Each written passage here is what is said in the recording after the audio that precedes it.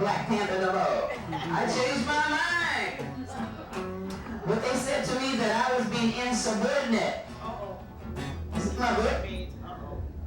Insubordinate? Oh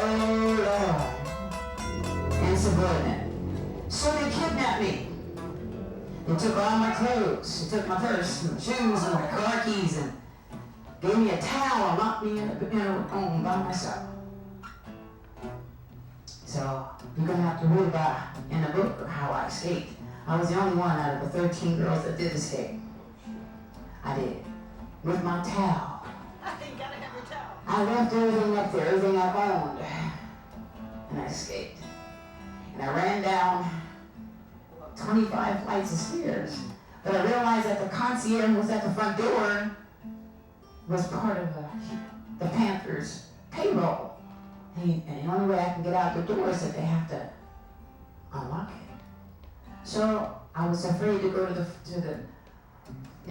floor, the first floor. So I went to the second floor and I climbed in a garbage can, one of those big old dumpsters. And I laid in there for 2-3 hours.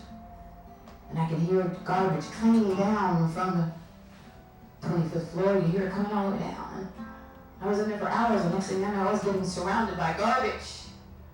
And then something sliced across my leg. I have a bruise on my leg to this day. Something sharp cut across my leg.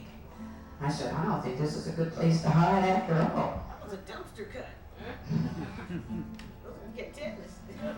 So I climbed out the garbage can and tiptoed with my dirty towel now down to the front office and to the first floor. And the concierge said, they're looking for you, hide in the closet, hide in the closet. So I was afraid because I thought he was going to call and turn me in. He said, no, go in there. So I went into that closet and he said, you're bleeding. Wrap yourself up, wrap your leg up. And then he gave me a raincoat and some old boots. Called a cab and gave me $20. And I had a sister who was living here in San Francisco, right over there on 16th and Mission.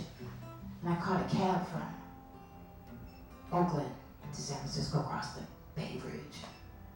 When I got over there, I called Sly Stone on the phone, because I was sitting with Sly at that time. And he came and picked me up. And then I think you guys are going to have to read about what happened after that. Sly, I don't know. But he saved my life. He come get you. You okay. Sly came and got me. In a Cornish Rolls Royce, by the way. Saved my life. He did. Because you don't just leave, you don't walk away from the Panthers, but I was so naive. And then Sly said something to me that I would never forget, and I wrote it, and I said, dude, what should I say? And Sly said, if you're not going to be all the way down for the revolution, then don't go playing in their backyard. I mean, he lost Sly's girls when George stole Sly Stone's background singers. Not very well, you know Sly. He wasn't all that happy about it. But let me say this, sometimes you never know how good you have it until you know. Sly Stone was probably the best gig I ever had, and he protected his singers, his female singers. He loved us, you know that. He took care of his women. He was very, very respectful of his girls. You better not mess with one of Sly's girls. But I think we were in love with the music. I fell in love with the funk and the spaceship and the whole concept of it all. And if I would have known what I know now, I would have never left. I would have stayed with Sly. But yeah, it was just another, dimension and another derivative of our lives. And the music at the time, like I said, Parliament Funkadelic was the biggest band in the world at that time. So it was kind of difficult not to go over there and take a ride on the mothership. And I think I would do that all over again. If I was given the choice, I would have done the same thing. I would have. Yeah, because of George Clinton, the Brides of Funkenstein and this music has sustained for all these years. It's still here. It hasn't gone anywhere because of the authenticity of the music.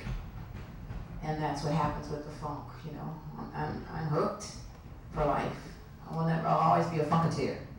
I will always be a funkadelic. Always. You know that. Once a Funkadelic, always a Funkadelic. Well, and Sly wasn't working that much. Well, Sly was... It was tears. He wasn't working as much. He wasn't working as much as he was before, and he was going through another dimension of his life. It was getting weird. I remember. Write a book. She wrote it. Yeah, I wrote why Sly wasn't doing, you know.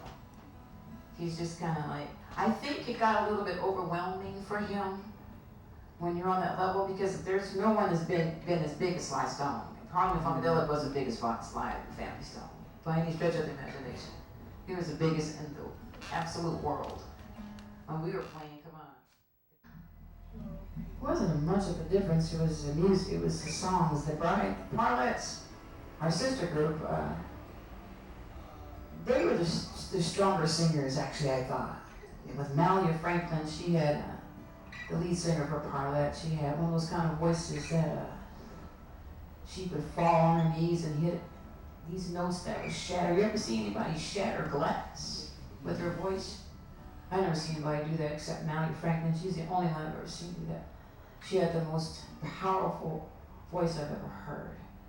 But the songs that the funk organization were giving the Parlet were a little bubblegumish for me. They were a little disco, and it didn't capture the true talent. These girls were like Shaka Khan and Patti LaBelle all rolled up in one. They were phenomenal. But the organization kind of didn't really appreciate what they really had with those girls, right? So the brides of Funkenstein were more commercial, marketable. First of all, because we were coming from Sly Stone, we were Sly's girls. So the record company jumped on it with 2 big feet with us.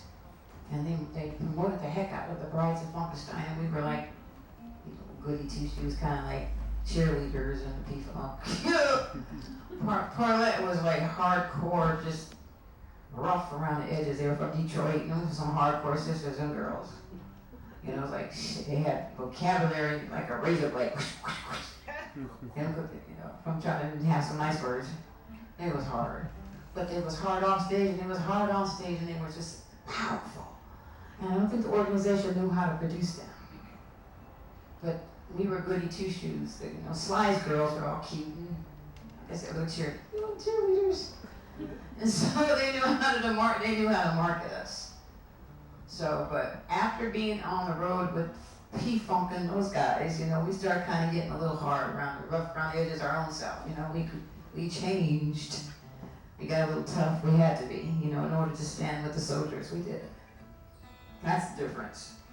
I think on the production-wise, they didn't know how to produce them. They didn't know what they had. Parlet was a diamond in a rough. Oh yeah. At my mom's house. They were actually That's a question for her. Here, yeah. Yeah. Yeah. But me and her ended up singing Little Sister parts for the first records we were on with Sly, right? Yeah. Remember? And that was mad. Don't say that. No!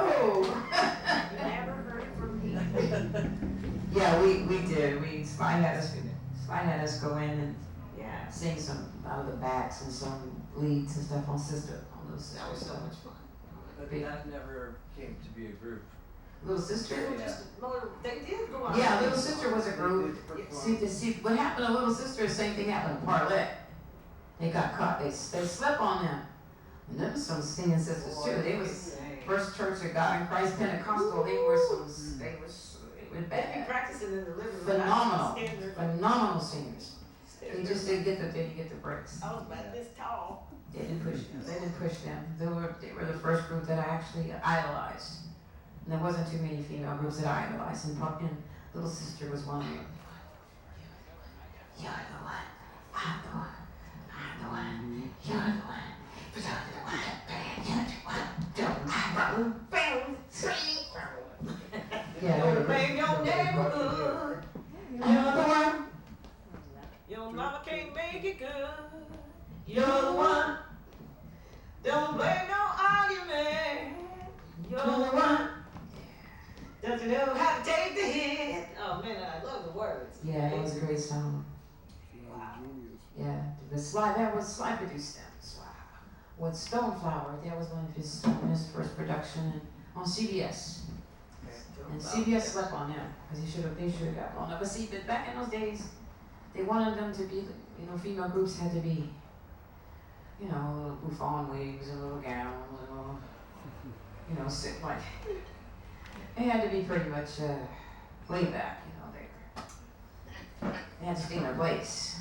Now, for us, renegades, we were hardcore females, and so we kind of overstepped our boundaries a little bit, a lot of it, but